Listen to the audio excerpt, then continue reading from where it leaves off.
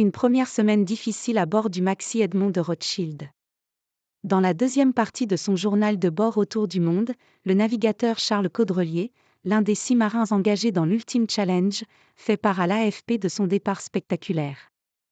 Bien placé en deuxième position lundi, Caudrelier se prépare désormais à affronter les mers du Sud et confesse ne pas avoir une minute pour s'ennuyer en poursuivant sans relâche son jeune concurrent, le leader Tom Laperche. Cette première semaine de course était éprouvante. On a été au contact tous ensemble les 3 premiers jours, et depuis le milieu de la semaine dernière, je suis quasiment bord à bord avec Tom. Le rythme que l'on s'impose est un peu dingue. Vu qu'on n'est pas très loin, à quelques dizaines de milles nautiques seulement, note de la rédaction, on échange régulièrement par radio. Ce matin, on se disait tous les deux qu'on était en mode régate alors qu'il y a un tour du monde à faire derrière. J'avoue que je n'ai pas une minute pour m'ennuyer, pour le moment, on ne se donne aucun moment de répit. Je n'ai pas écouté de musique, de podcast. Et il y a énormément de manœuvres à faire pour rester au contact. À ton âge, j'emmerdais pas les anciens. On passe notre temps à regarder les vitesses de l'autre, on essaie de régler le bateau pour aller plus rapidement. Parfois, je me demande qui a 26 ans, car j'ai fait des petites erreurs tactiques, quand lui n'est pas loin du sans faute. Je me rappelle encore il y a quelques années quand il s'entraînait sur un petit bateau sur les plans d'eau à côté de moi en Bretagne. Je ne m'imaginais pas qu'il allait m'embêter sur un tour du monde un peu plus tard.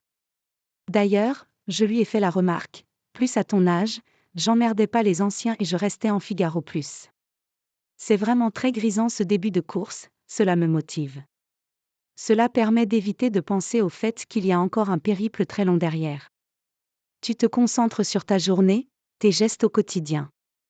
Mais quand même, à un moment je me suis demandé si j'allais pouvoir tenir la cadence. Cela dit, petit à petit, on commence à faire corps avec la machine, le sommeil se cale, on arrive à faire des petites siestes en journée, à dormir un peu plus la nuit, on mange mieux. Ce ne sont pas des conditions de vie faciles, mais disons qu'on s'habitue. Le plus fou, c'est de se dire que c'était presque la partie plus facile plus.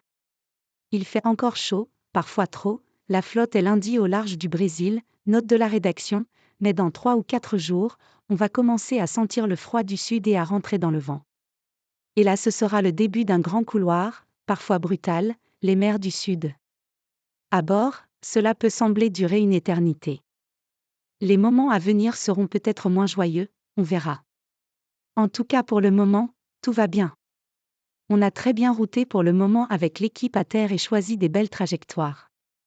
Cela nous est arrivé de pleurer pour quelques milles de perdus, mais à l'échelle du défi qui nous attend, c'est vraiment pas grand-chose. Tout reste encore à faire.